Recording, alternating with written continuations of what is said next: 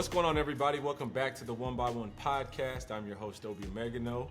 This is the show where we talk about the mindset, the habits, the systems that drive success. I'm here joined today with Stanford alum, overseas professional, ex-professional athlete, co-founder of Switch Cultures, my guy, Anthony Goods. What's going on? Hey, what's happening, man? This is probably the nicest you spoke to me since you done put like 25 on our head like some years ago. You know what I'm saying? Ah, man. Hey, last time I saw you was in Spain. You pulled up in Spain. That's true. Yeah, we was You chopping pulled up it up. as there Yeah, we goes was it. chopping it up there. Yeah, we've What were you doing down there? man, I was actually When was that? that was probably 2021, 2022 or no, 2022, 23, I think. Yeah, 22, 23. Yeah, 22, 23. Yeah, I was just watching, you guys had a prospect over there. I was checking him out, just moving around Spain, man. Spain's it's such a dope country. But talk to us about what you do. What do you do? Now Why were you in Spain? So I moved out to Spain in 2022. I was just out there just scouting and doing the media thing, you know what I'm saying? Obviously with Switch Cultures and whatnot, just out there, producing content, and just over the years, I've done some consulting and scouting with some NBA teams and stuff like that. So, yeah, man. So I was just evaluating a lot of international prospects and obviously just keeping up media-wise, because when you work in sports media, things is changing like every day, and it's always a race to be first or close to first. So, you got to tap in, you got to know what you're talking about, and that's why I was moving around. So, I mean, you were well known for co-founding Switch Cultures. Yeah, so Switch Cultures, man, it's a sports media company now. We had a host of a list of different podcasts. Obviously, the highlights is probably what we're most known for. We've had a lot of, we film like the NBA Open Gyms, things like that. So it's pretty much a lot of some news and, a lot of video content from the global basketball space. We started it back in 2017, me and Jordan Richard. Jordan and I played together in Dominican Republic. I had a podcast prior to Switch Cultures, just interviewing a bunch of overseas players. Jordan was working out at 24 Hour Fitness, filming his workouts, which I thought was corny at the time because nobody was doing it. I was like, yo, why are you filming your own workouts? Nobody does that. And then, he was ahead of his time in that regard. And then, he hit me one day. He was like, hey, bro, we should do highlights for overseas players. Because I was already kind of in that space, like, at least trying to put out videos and, attaching clips to it. And I was like, man, that's a good idea. And then, from there, we just started doing highlights for only overseas players. And then we came back in the summer. I had a close relationship with Phil Handy. So, I got us connected with Phil Handy. Phil was like, yo, back then Phil didn't even film his stuff. Phil was like, yo, I don't let cameras in my gym, but because it's you, I'll let it ride. So Phil let us film. Then we met Chris Johnson. Then I got us in the summer league, and everything just started like stacking up from there. And, so Switch Cultures, now is just a sports media company. Started off as just an Instagram page. And, now we're in the sports media space, trying to, compete with the big dogs. So, it's been a fun run. Man, so what is that transition and what has that turned into for you? What does it look like for now? Well, now I'm an assistant coach at Arkansas State. So I guess my skill set that I developed in Switch Cultures has now transformed into, player commitment posts and, things like that. I'm not actively producing content like that, but, I'm on the group chat, helping, our social media producers and stuff, just think of different ideas and, just approving some posts and captions. But that's far less of my day-to-day stuff. But that's kind of like where I guess my media experience has gone. I still produce some content on the side, just some projects that I've been working on for years that I finally want to get out and to see the light of day. But that's pretty much it. But other than that, like now I'm like fully in coach mode, rebounding, looking for the next Obi, you know what I'm saying? Oh, Hoping all right. hoping Obi will pull up, give me a little discount or something. I know you got some more shooters in the family or Come something, man. on, Kick man. us something, man. Come on, man. You know what? We're talking about experience and talking about what today looks like, but I want to go back to your journey. I want to talk about you. We're talking about 11 years overseas. How Yeah. many years you play overseas? Overseas, I don't 11 years pro. Overseas, yeah, I Man, guess. you've been pro 11 years. Yeah. That's a huge accomplishment, man. Yeah. Stanford grad. Yeah, yeah, yeah. Wow. Yeah. What was that like, man? What was Stanford like? I only know one Stanford guy. AB, shout out AB. Yeah, yeah. What was Stanford like? Um, Actually, let me ask you this. What was it like moving from high school to Stanford? The jump. yeah, I think the jump. So when I committed to Stanford, they were the number one team in the country that season. I committed my junior year, so that was the year that I think they were 28-0, 30-0, with Josh Childress and all them. So for me, it was like it was a no-brainer. It was the best academic and basketball situation that I had, right? Then obviously my senior year of high school, Josh had went to the NBA, and then they had a couple down years after that. But yeah, when I arrived, it was different because I'm gonna be completely honest with you. Like I didn't have the smartest, most I guess the smartest high. I didn't come from like the smartest high school. Like we didn't have a lot of books in class. Like so, getting good grades wasn't hard. You know what I mean? So yeah, I graduated with a 4.1, but it was kind of a cakewalk if I'm being completely honest. But not to say I did my work, right? I'm just Yeah, being but mine real. was a cakewalk as well, but I didn't go to Stanford, so I made you have a 4.1. You know what I'm saying? well, it's just crazy to hear about that, man, because Stanford is seen, and I know you're downplaying it for one, and for two, I'm gonna tell you why I'm not downplaying it though, because like honestly, like I'm doing everything to get to Stanford. So I'm taking all these AP classes, and this is where like my senior year, my school almost lost its accreditation in high school. So even though I'm already committed to Stanford, I was thinking I might have to transfer because if my high school's not accredited and I graduate from this high school, maybe I Yeah. can't get into Stanford, even though I'm Yeah. already admitted. So it's like even trying to get admitted, I'm taking all these AP classes, but I'm failing the AP classes. So I'm like, how am I failing? But I'm getting an A in the class. Like, what are we learning? But this is where we could talk about the public school system. Is like, I'm an athlete. I'm the basketball player on campus. Like, they were giving me grades. Like, I had a final assignment and somebody stole my backpack and I had the whole assignment in there. Teacher like, don't worry about it. I'll just give you an A. Just because they liked me. You know what I'm saying? So it's like, yeah. I'm not saying all of my grades were given, but I'm saying like I had a lot of help just because I was a good person and I did my work and all that other stuff. So it's like I'm not really even sugarcoating it. And like when we talk about like the grading scale, so like if you look at GPA and like SAT, because that's where you were graded on, my SAT was probably the second lowest that I heard at Stanford of the people that I asked at Stanford. And I'm just being real. Like the only other person I heard had a lower score was Richard Sherman, and I took it 3 times. You know what I mean? So it's like, Shout out Rich, man. yeah, With no shout out to Rich. disrespect. That was my dog. But like, it's like, yeah, I got into Stanford. I had to take the SAT 3 times. It wasn't easy, and I had some chips fall in my favor. So, yeah, Stanford is a great institution, and you do have to get into school as a student before they can offer you a scholarship. At least that's how it was. So it wasn't easy, but at the same time, I felt like I had an easy path because of where I came from, and things just kind of fell into place. But You got to have a certain GPA to get into Stanford? so that's the thing. They kind of weigh it by like how prestigious is your school, what's your GPA at that school. Like so, like I had a 4.1, right? Mitch Johnson, who's the coach of the Spurs, when Mitch came in, Mitch had like a 3.2 or a 3.5, but he went to like a really smart school in Seattle. So like they kind of like, but his SAT was higher though. He had a higher SAT than mine. So like it kind of depends. They're weighing everything into it, man. So yeah, man. There's that's just at least that's how it was back then.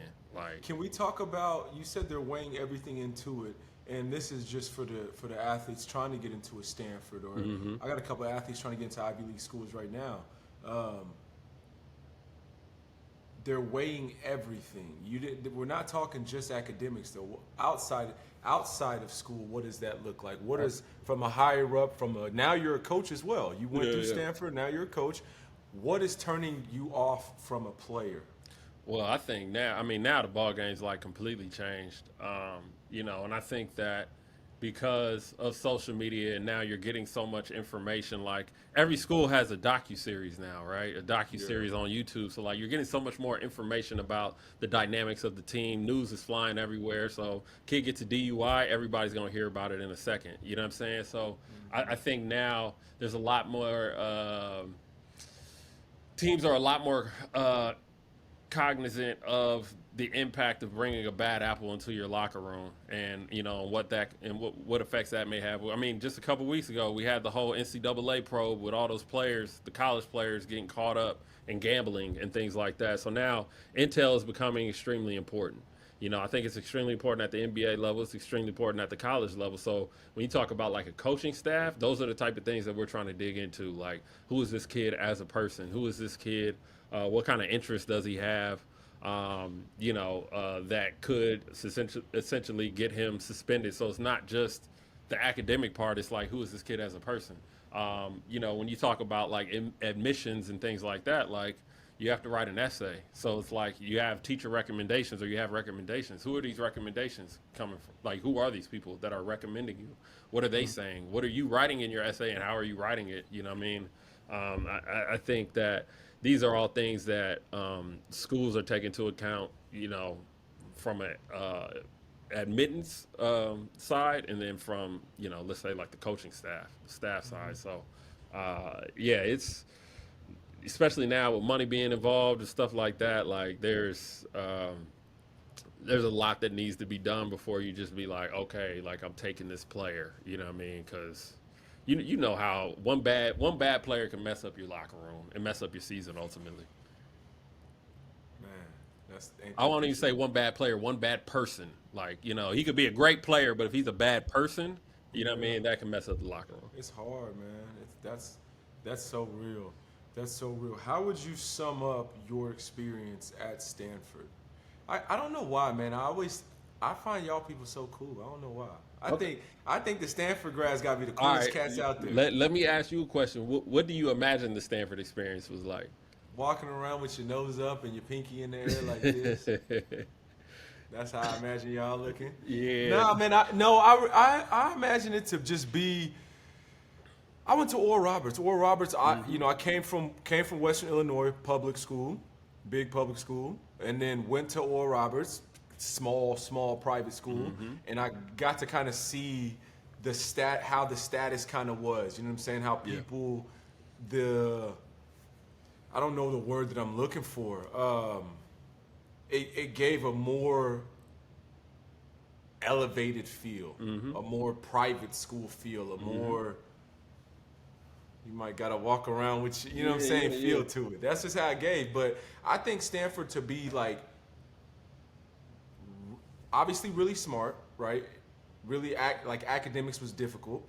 And then as far as sports, they've got the highest level athletes as well. So to me, they've got the best of both worlds, the academically smart people and the athletically gifted people. Yeah. They merge them together and they go all those people are at Stanford. That's how I feel. Yeah, I mean Stanford I think Stanford was all of those things. I think Stanford though, the way I look at it, Stanford was like any other college. Like we had vices, like you had parties, we had everything. You had people that are involved in drugs on campus. Like you have everything that every other school has. I think people give Stanford a lot of credit because of the academic side and how beautiful the campus is, and rightfully so. Like all of that is there, but just talking to other people that have been at other schools, I think it was pretty much the same academically. Like you're trying to be a doctor, you're trying to be a mathematician or whatever it is, it's going to be extremely hard, but there's also ways you could major in sociology and your life is going to be easy. So, but you said, but my thing is like you knew in high school it was not as demanding, right? I knew I knew at certain times in certain places when it was more demanding, when I felt like it was more demanding, and when it was less demanding, right? Yeah, yeah. Do you feel like Stanford was hard, was demanding on you guys, especially as student athletes? No, I mean, I came into with all the stereotypes, like, man, I'm not gonna understand, and then you get into your first class and they're using words you've never heard before, Yeah. and you looking Yeah. them up on a dictionary, but it really wasn't that bad, man. I mean, I majored in communication with like a focus in media studies and stuff like that. So it wasn't as bad as I thought it was going to be. I was also hunting classes that weren't going to be as demanding because I was so focused on basketball. Like I wanted classes that would give me enough time to get extra shots up. I wanted to shoot in the morning, and I was always like a nighttime shooter, like 9, 10 o'clock, right? So I was hunting classes that were like basically midterm final or didn't have long papers because writing papers takes hours, So, I wrote 2 papers over 5 pages like my entire Stanford career. Really? You know what I mean? Yeah, like people say I turned Stanford into a junior college because of the classes that I found. Like, if you saw like my transcript, like, you'd be like, "Yo, he took 2 hip hop classes, like 3 Really? sleep study." Like I was took a video game class, like all kind of stuff. Like, but I was just looking for things that would award me more free time to focus Sure. on basketball because I was so crazy about basketball. And if I even tell our players today, like my one regret is I didn't spend enough time getting to know the students on campus. Like, I think one of the co-founders of Instagram was at school when I was at school. Same thing with Snapchat. I think one of those guys was at school when I was in school. And it's like, years later being told that, and I'm just like, dang, like, I could have been sitting in class with him. I would have never knew because I'm just focused on hoop. I'm focused on getting out of class and going to the gym. That's the same, and I tell that to people as I'm getting older as well. And I find it like to have conversations. For me, I love to have conversations with people, and nothing wrong with this, but outside of sport, because as athletes, we're just so focused on ourselves, and partially rightfully so. You've played overseas, you know what it's like. You're just with the people you're with, and that's it. Those are the only people you're with, right? And so you get so used to that for 10, 11 months out of the year. And we were kind of the same way in college. And I know I was. Like, I didn't hang out. I didn't talk to anybody. Yeah. Let alone, I barely even talked to my teammates. You know what I'm saying? I was so isolated. And now as I'm getting older, I really value building these relationships with people. I'm starting to see, like, business and see, oh, there's a whole nother, like, world over here outside of sport. And that's kind of what I wanted to get in with you. You've been outside of basketball longer than I have, but I want to talk about the move from sport to real world, life, business. Yeah. I want to talk about what that jump was like for you. When did you know, man, is it time? When did that feel? When did that hit you? I mean, it just kind of happened organically as far as the transition, but I think because I retired during the pandemic, I was really only trying to play in France like another year. Because what people don't know, and this is a vet move for anybody that goes out there and play, like, depending on what kind of visa you have in France, if it lasts longer than your contract, you could take your contract to the unemployment office and they'll pay you, like, I think up to like 5,000 to 7,000, up to 2 years. I had some older homies that retired and did that. So my thing is like, we had business going on Switch Cultures. It was finally starting to monetize. And then when the pandemic hit, I was like, all right, if I'm gonna go back and play, I really only want to play in France. I got an offer like a month into the pandemic in France, and I was like, nah, I'm gonna wait. And then nothing else came, and then I was just like, all right, I got things rolling over here. I'm gonna keep it. I think this is a good place to stop. But I think one thing I learned about business, in all these years since the pandemic, and even I guess basically since we started Swish in 2017, is just like relationships are so important. And that's where, like, even going back to the college situation, like if you think about college, like, the information is free. Like, you can get that information for free. Like, everything you're going to learn, you can look it up on the internet. You know what I'm saying? The information is free. You're paying for the relationships, being around the professors, the students. That's what you're paying for when you go to college. It's the relationships. The information is free. If you really want it, you can go out there and find it, right? And then but that was one thing I was good at school that carried over, I think, into, just my professional career and even afterwards was I was really good building relationships. I was always good with like the alums and the donors of the program in school. Um, even once I got to playing professionally, I was good with the GMs, I was good with the coaches. I've always trying to meet people and find out what other people did, and then obviously going into the media side, I started meeting the whole media world. So I've been blessed to have held a lot of different jobs in basketball. I've seen basketball from a number of different angles now, and I think I have a really diverse network. But I think business-wise, man, relationships are everything. Because at some point, you're gonna need advice, you're gonna need help, you're gonna need a favor, you're gonna need to pivot, and knowledge is power, and um, it could really give your company a boost. And there's no better teacher than experience, but sometimes you can save yourself a lot of hurt, and uh, you can save yourself, you can prevent a lot of financial loss by gaining some of that experience and that knowledge from others, through your network and your relationships. Do you have a mentor? I've had a couple people that I've leaned on in different fields. Or I was speaking to Ernie Grunfeld a lot when I was thinking, man, I want to be an NBA GM. He was a longtime GM with the Knicks, the Bucks. I played with his son at Stanford.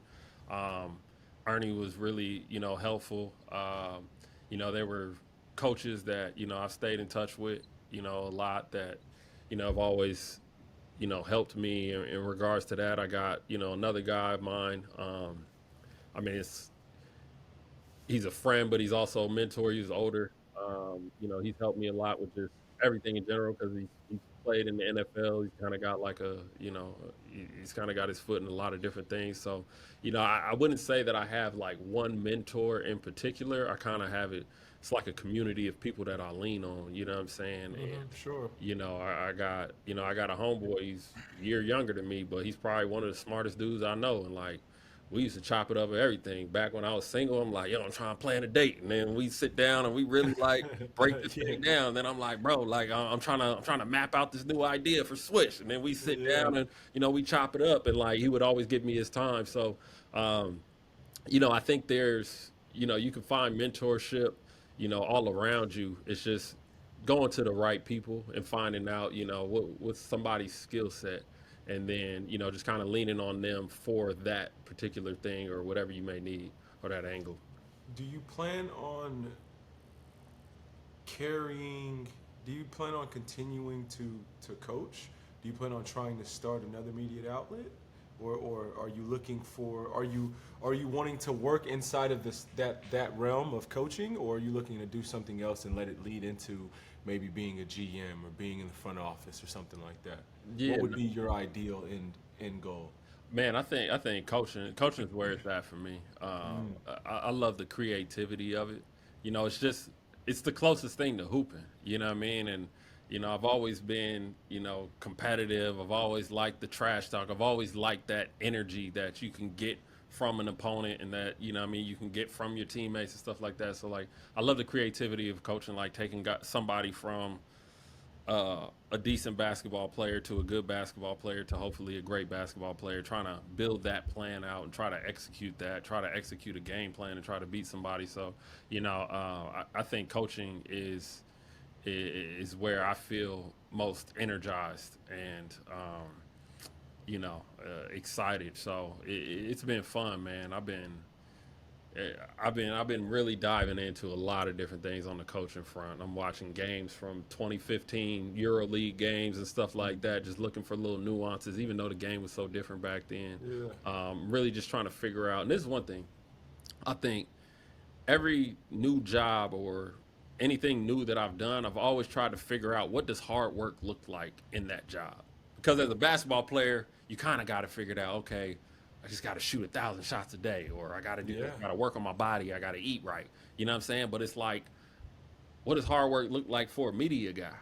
Yeah. What does hard work look like for an NBA scout? What does hard work look like for a GM, for a coach? Like, how do you work on your Yes. game? And like, that's what Yes. we don't know. We get into these positions, and then like, you just do what you think is the right thing to do. But like, nah, how do I become elite at my job? What do I need to do to become elite at my job? And that's where, we all like, I'm still figuring it out, and I'm taking it, piece by piece. But like, I don't have it here with me, but I got like a whole like it's like a whole game plan, like week by week. This is what I need to work on to learn this piece of the game. Like, so one week I might just be studying switches.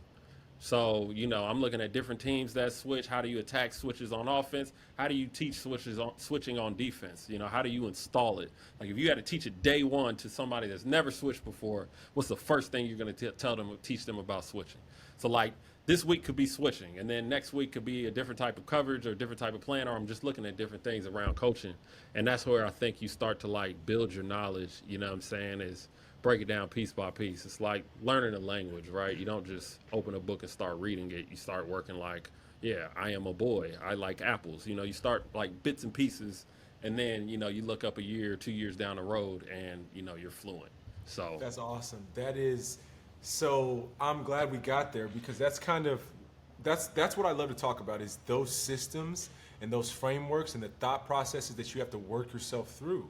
And that's what I would call the map, right? Is your personal systems, your personal frameworks that you used or are using to find success. And so what I did with the map was use those systems from sport, the same way you're doing, right? Use those systems. And I think that's why athletes get such high praise, is when you find out how to be an elite athlete, you realize that it's all this, these are just systems, the discipline, right? To be able to wake up and say, okay, this is the plan, stick to the plan. Week one, do this. Week two, we do this. What happens is people get to week two and they're like, well, I did a lot of work yesterday. My friends are going out today. Let me just go. And that's kind of where we start to fall off at. And I think that's why athletes they're looked at, like I said, moving to the business world, I'm starting to see people have high praises for them. And it's not for any other reason, but because they have those intangibles. They have built those systems of, okay, I got a week plan. I got to break down. They always say, what's the quickest way to eat an elephant, right? One bite at a time. I got this huge plan. I got to break it down. I got to take these systems. I got to do, and so that's kind of what I was trying to ask, is like, how have those systems that you took from sport lended in this new life that you're building? And I don't know if you quite understood that, but I think that listening to you talk about them is the power, and I think you kind of wash over it. But I'm hearing that's the power in your success and why you're going to be successful. yeah, nah, man. I think sport just teaches you everything about life. Like, if you look at, like, even the course of a season, like, what's the first thing y'all do? As soon as you hop off that plane and you get to France and then moving to your apartment, okay, we got conditioning. You know what I'm saying? And like, you're going to be running, and then, you're going to get on the court a little bit, and then soon conditioning goes away. And then you start in the second phase of like practicing, and, then you got exhibition games, then you got the games, and then you got postseason, et cetera, et cetera. And so like, I think that like when you really step back and you look at like basketball from any aspect, it teaches you something about life and progression. You know what I mean? You don't just start in playoff mode. Like, you build up to that. And there's a level of patience, and then there's also a time constraint. So I think all of those things are present in life. So yeah, I think the sport of basketball alone, and I think any sport in general, can teach you a lot about life and business. And people always say that, businessmen love to hire athletes, and, you wonder why. A lot of it is work ethic. Like, you got to think about how many times you show up to work and you have to do something that's physically draining and you literally don't have the energy to do it. And you don't want to do it, but you get out there and do it anyway. And you do this multiple times over the course of a season. Arkansas State, we on practice like 56 already. And, the first official practice was the other day, like, And like, we've had a bunch of workouts and stuff like that over the course of the summer. So it's just like, there's so many days where even as a coach, you wake up, you're just like, man, I'm tired, bro. Like, you know what I mean? But you got to be on because 15 other guys are like relying on you, and I think that's the difference between an office job and like basketball is like, you could have an office job and you don't have to be, you might have to be mentally on. You don't always have to be physically on. You know what I'm saying? Basketball, you have to be physically on and mentally on because the game's so fast. So I think that, yeah, basketball definitely, it helps you in life in general. And that's where I think that if you get an athlete that was serious about their craft, I think they can be a good businessman. But like, the biggest word is discipline. Like you could have an athlete that wasn't disciplined and all that other stuff. They can fall flat on their face in the business world. Because discipline, I think, is something that's you're gonna find that in every walk of life. I don't care if you want to be a good pastor, you want to be a good businessman, you want to be a good accountant. Like you got to have a level of discipline and organization. And if you ain't got that, it's hard to be successful in anything. That's a bar. That's about to get clipped too. That's a bar. Yeah, man. So we got there's a lot of young athletes. I say young high school athletes, and parents of these athletes. And you're at Arkansas State, right? Mm-hmm. In Division I. Talk to us about what it's like for these parents and for these athletes. Talk to us about what can you tell them about getting to where you're at. They want to get to where you're at. What can you tell them about how do they get there? What are the things they need to be focused on? Any tips, anything that you can share to help? Yeah, man. I think that one thing that I'm seeing, and I went to a EuroLeague coaches clinic this summer, and SARS was talking, and SARS said, I can sit here and talk to you about X's and O's all day, but none of that matters. Like, if you walk away from anything, and I will do my X and O talk, but try to figure out a way to get your players to play hard, because nobody knows what playing hard really looks like. And he was going through one of his clips, and then he was like, look, we've gotten into 8 seconds of the shot clock, and the first guy that took the first entry screen, he didn't run hard off the screen. He didn't do this. He didn't sprint into the screen. So now we've wasted 6 seconds and nobody has played hard yet. And now they want to play hard at like 12 seconds in the shot clock. And what he was saying is real. So it's like, if I'm a parent and it's like, oh, what's one thing you can control is how hard you play, right? But what does that look like? Every coach, yes, play harder. But like, what does that look like? Mm-hmm. Okay, it's sprinting every opportunity that you have to sprint.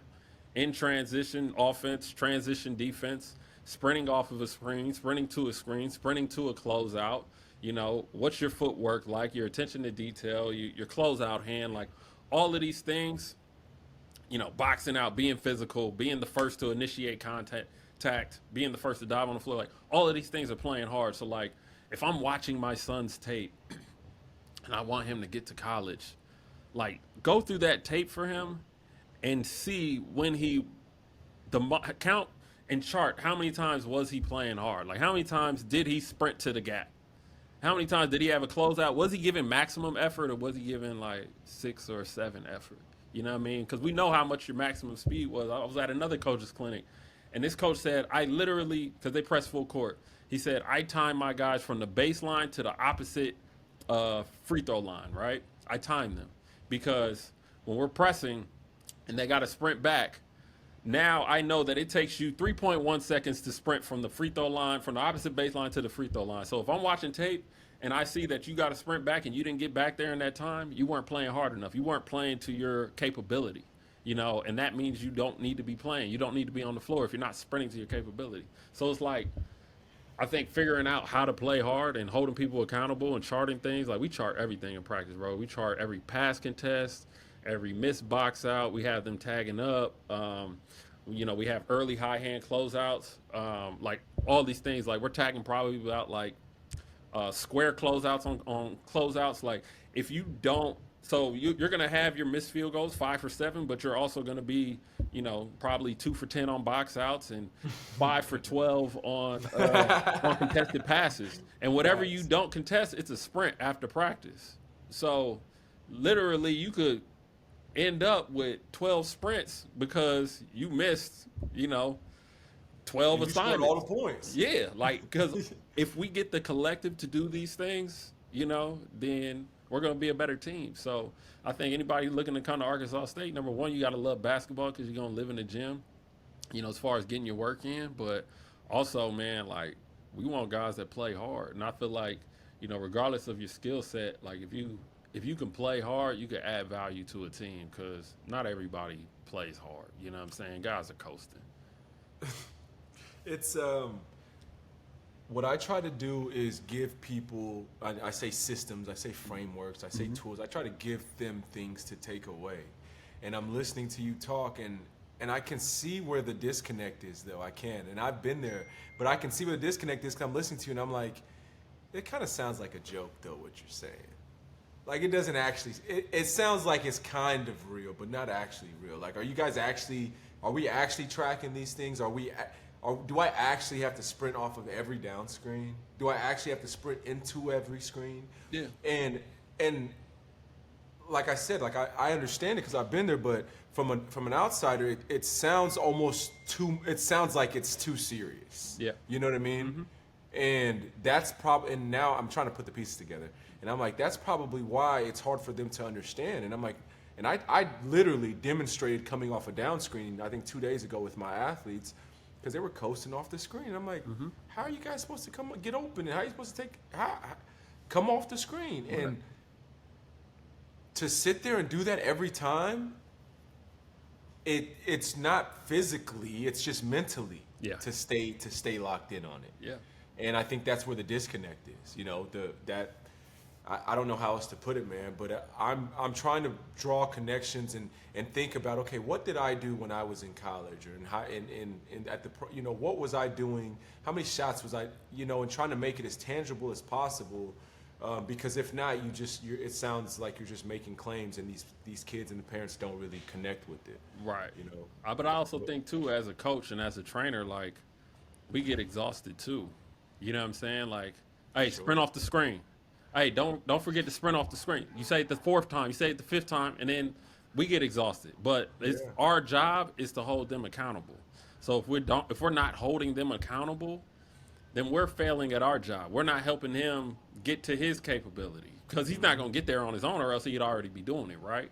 And I think you're absolutely right in giving these kids something tangible. Like, I was talking to one of our players, and I was like, yo, like, so I was like, yo, what do you think you work hard? He's like, yeah, I work hard. I was like, okay, cool. I was like, how many shots you shoot yesterday? And he's like, oh, I shot 200. I'm like, okay, that's cool. I was like, what's your goal? Like, what's your big goal? At the end of this thing, he's like, man, I want to get to the NBA. I was like, all right, what would you do to get to the NBA? Oh, I'd do anything. I was like, all right, bet. If you had a workout with the Lakers on Monday, how many shots would you shoot today? Or how many shots would you have shot yesterday? Oh, I would have shot 500. I'd have made 500. I'd have shot 1,000. I was like, why don't you do it today? Why are you going to wait till you get the call? You know what I'm saying? If you'll literally do anything, you'll do anything, then you'll sprint off that screen every single time. Because the truth of the matter is like, you walk into that NBA training camp, or you walk into, let's just say, even a pre-draft workout, they're going to tell you something one time and expect you to do it flawlessly or with max effort. And it's like, if you're not able, carryover is something that, like, I think is one of the biggest things that separates a pro from amateurs, college and below, is like carryover. Like, you can tell a pro something and shoot around, and he's going to remember it. Most of them are going to go out and try to execute most of it. You know what I'm saying? Whereas, like, in college, it's like you'll tell somebody and they'll be locked in, like, yes, sir, all this other stuff, but the carryover's not there yet. You know what I mean? And maybe they just got their mind in so many different places. But, I think that, everybody wants these goals and these dreams of making it to the highest level. But, like, my coach at Stanford used to say, it's hard being good and it hurts. And it literally does. It hurts to sprint off of every screen, to sprint down the screen. It hurts to sprint your hardest in transition every single time. It hurts to be good. It literally hurts. But it's like the guys that do that more often, even though this is a game of mistakes, and no, it's not going to happen every single time, but the guys that do it most often are the guys that usually have more success than others. Man, that's a huge takeaway. For me, people don't understand the vast majority of people don't understand what it looks like, what the hard work really looks like. And I'll be the first one. I'll be the first one. Like, and you know it, coming into a business world, like waking up and being locked in for 5 hours in one spot on a computer. You know what I'm saying? Like that, the discipline to lock in looked a lot different for me. I can go and run the sprints 3 times a day, go to the gym 4 times a day, but can you just sit here and look at this computer and do just this one thing for 4 or 5 hours a day? You know what I mean?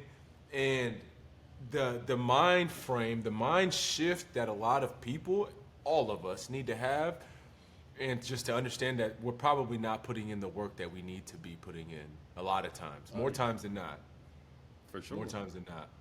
Man, I appreciate you for coming on here and sharing this with us, man. I want to ask you one last question before we leave here. If there's one person that you could give credit to who's been impactful, a mentor in your eyes, who would it be?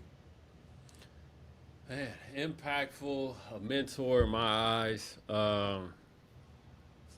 Man, I mean, there's been a lot of people, man. I would say, honestly, I would say honestly, it's been my mother, man. I think, excuse me, like just thinking back to being a kid and being held accountable. Like, no, you're not shooting until your homework is done. You're not going outside until your homework is done. Like, holding me accountable in so many different ways. I remember times where we'd be in the backyard, she'd be rebounding for me, never touched a basketball in her life, driving me to go get trainers. Before trainers were even a thing, she was on the internet and she found like a trainer, and I started working out with a trainer when nobody else was even thinking of working with a trainer once a week. You know what I'm saying? Yeah. And maybe it didn't make me that much of a basketball player, but it was like she was always thinking outside of the box, and she was always extremely organized. Everything was professional. She taught me how to be respectful. She laid the groundwork for everything, whether it be business, basketball, or just friendships, relationships in general. I felt like she laid the groundwork for me to be successful. She taught me the importance of, okay, you don't like school, but you're going to do it. 'Cause I hated school. Like, I hate it, but I can learn information. You know what I'm saying? But I hated school.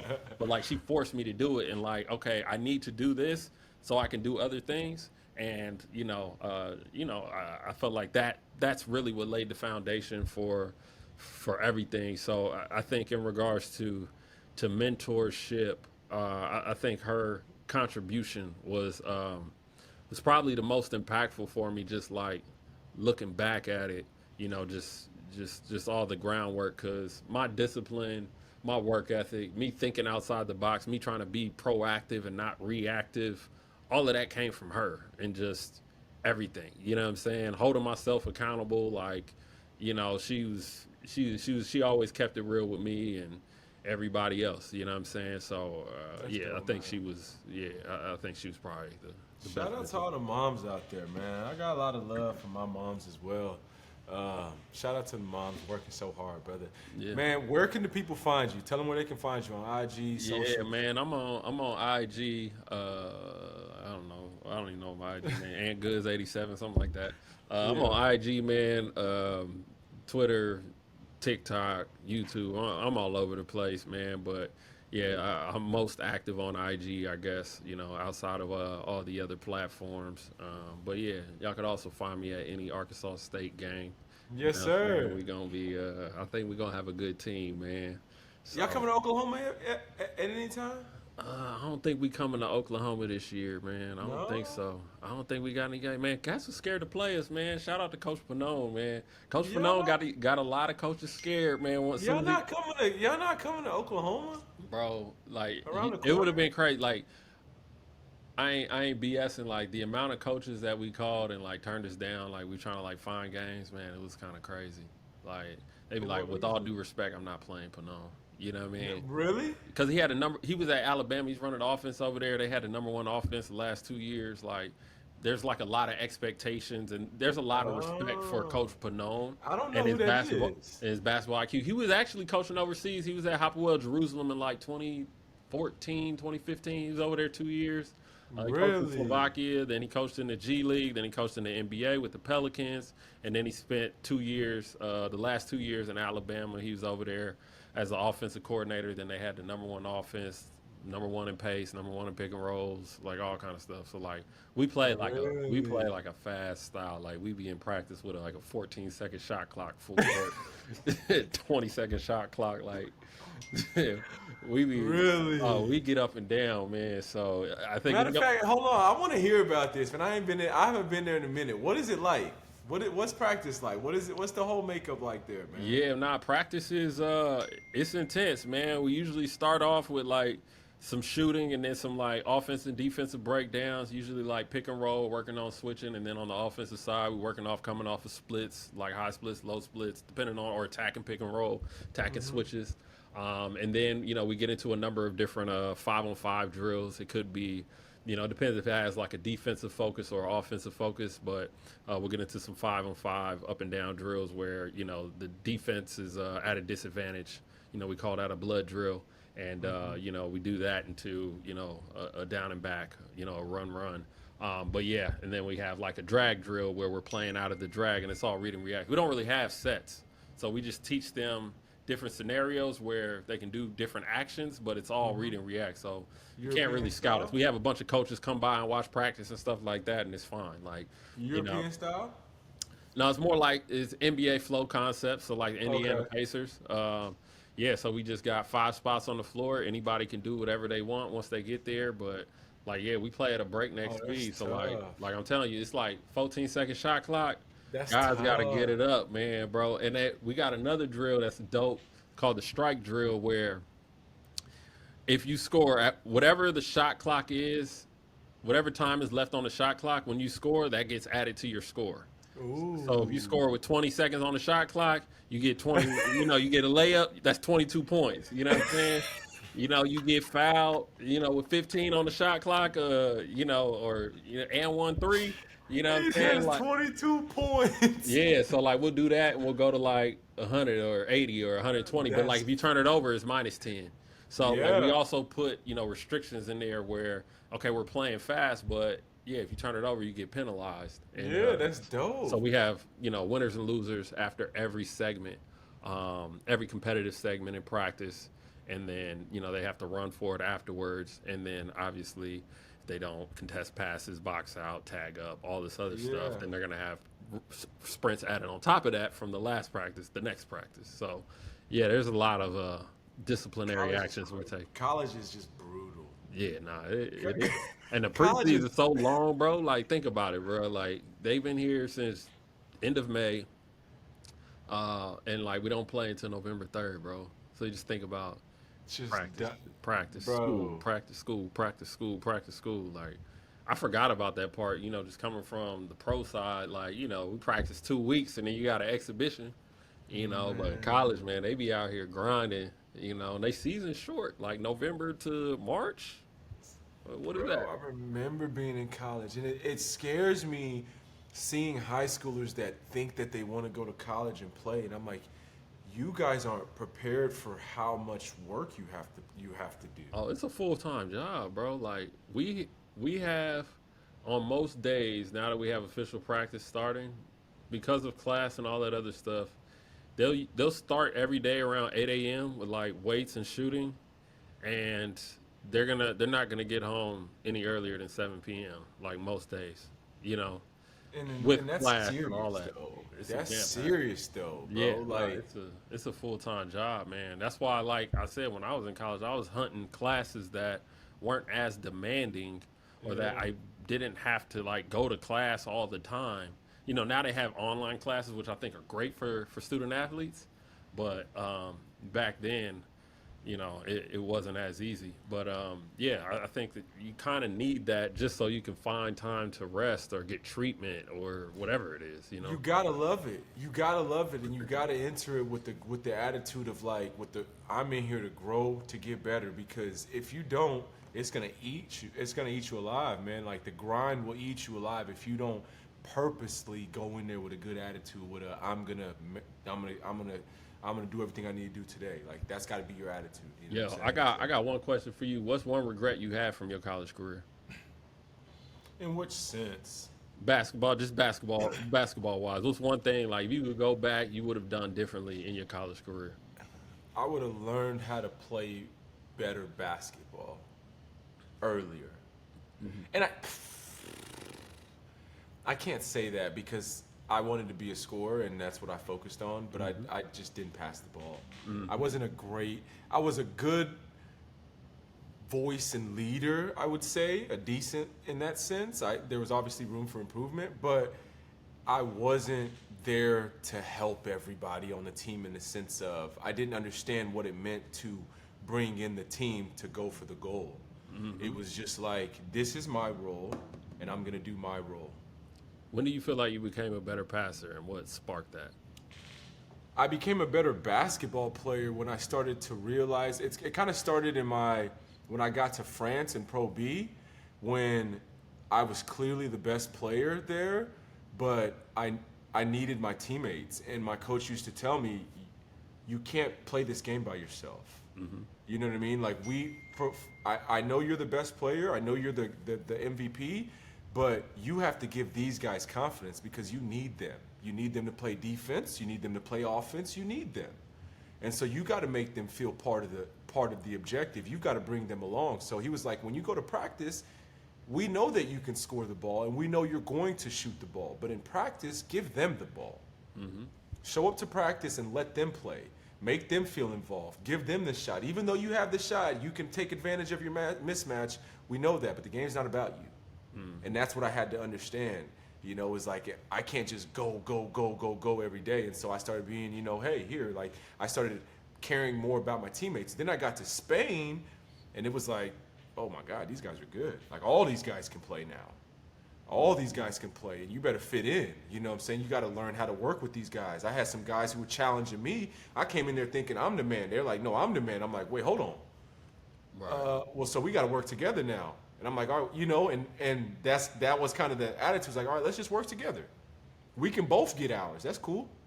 Let's figure it out together. And so that mindset kind of shifted for me to understand this is a team game. This is a collective game. This game does not happen by yourself. Even though you score 20, 30, 40 points, that's just still your role.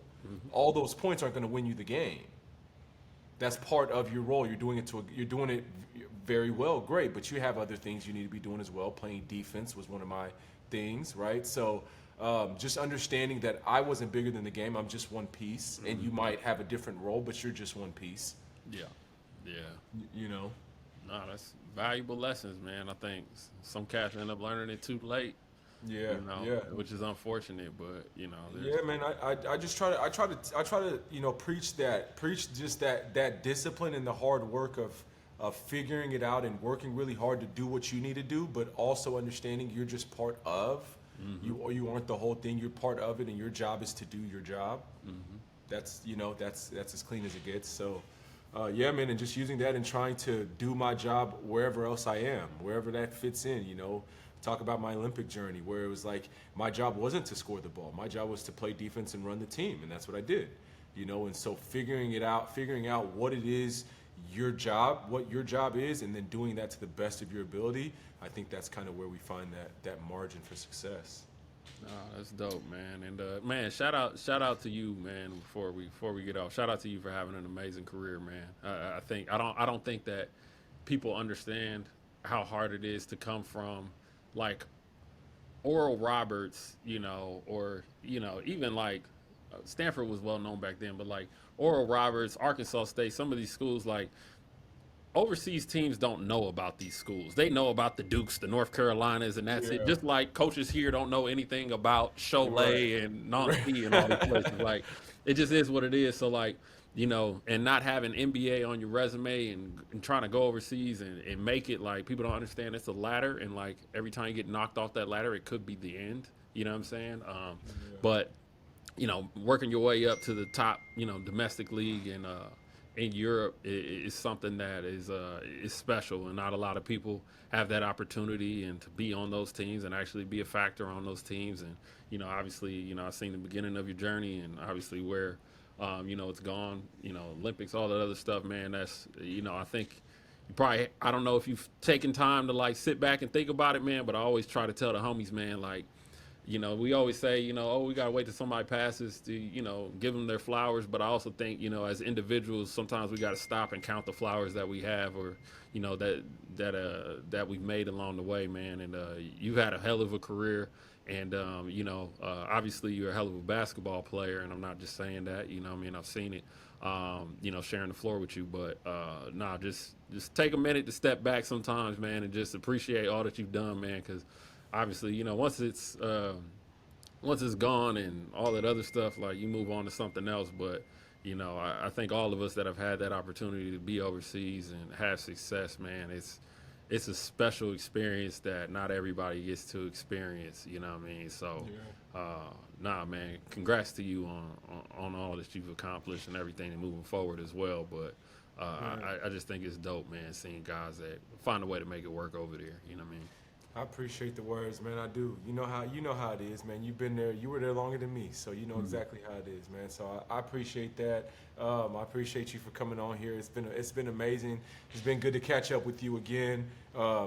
I hope you guys come down here, and if you don't, I hope I can come see you guys and watch a game, man. Just let me know, man. Hopefully, we'll see. Maybe sure. First round of the tourney will be in Oklahoma somewhere, man. You know what I mean? And we get in. Arkansas ain't even that far. That's like 4 or 5 hours, right? Hey, I'm still learning the layout of Middle America. I don't know about Middle America. That's why I'm thinking, bro. You're in Arkansas. You like right down the street. Yeah, I mean, I can get to Arkansas probably 3.5 hours. Oh, okay. Yeah. So. Yeah, man. But I appreciate you, man. Anthony Goods, I appreciate you for coming on here, sharing your experiences with us, brother. I wish you the best, and we'll be in touch.